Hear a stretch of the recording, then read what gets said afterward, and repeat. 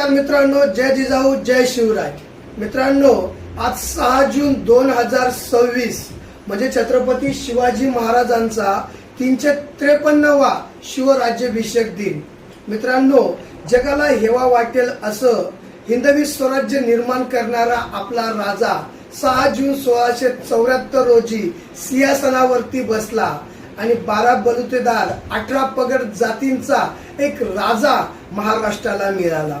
मित्रांनो, जगामध्ये असंख्य असे राजे झाले, पण एक राजा असा आहे की जो 350-400 वर्ष होत आले तरी देखील जनतेच्या मनामध्ये हृदयामध्ये त्या राजाचं नाव कोरलं गेलेलं आहे। आणि मी तर म्हणेल, जोपर्यंत चंद्र सूर्य आहे तोपर्यंत या राजाचं नाव अजरा अमर असेल। मित्रांनो, विचार करा, आपल्या घरामध्ये एखादा सण असेल तर आपण किती आनंदी असतो आणि किती महिन्यांपूर्वी त्या तयारीला लागतो। तर विचार करा मित्रांनो, मी तर म्हणेल या महाराष्ट्रामधील सर्वात मोठा सोहळा जर कुठला झाला असेल तो म्हणजे शिवराज्याभिषेक सोहळा। तसा सोहळा ना कधी झाला ना कधी होणार।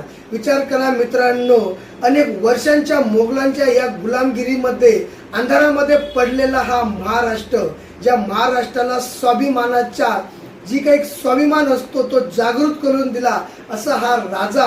आणि या राजाच्या रयतेचा राजा, प्रत्येक रयतेच्या मनामध्ये कोरलेला राजा, ज्या राजासाठी लोक स्वतःचा जीव द्यायला तयार होते असा हा राजा ज्या दिवशी सिंहासनावरती बसणार होता, ज्या दिवशी या राजाचा राज्याभिषेक होणार होता, विचार करा मित्रांनो, महाराष्ट्राच्या संपूर्ण मराठी माणसाच्या मनामध्ये काय जल्लोष असेल, काय उत्साह असेल।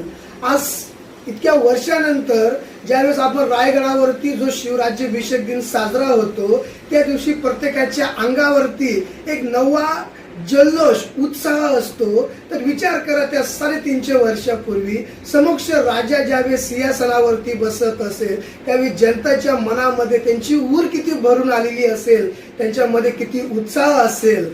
ठीक आहे, आपले पूर्वज त्या कार्यक्रमाला हजर असतील, पण आज आपण जरी शिवराज्याभिषेक दिन आपल्या घराघरामध्ये, आपल्या चौकामध्ये, आपल्या किल्ल्यांवरती साजरा करत असू तरी आपल्या मनामध्ये शिवराज्याभिषेक दिनाच्या खूप काही आठवणी जागृत होत्या।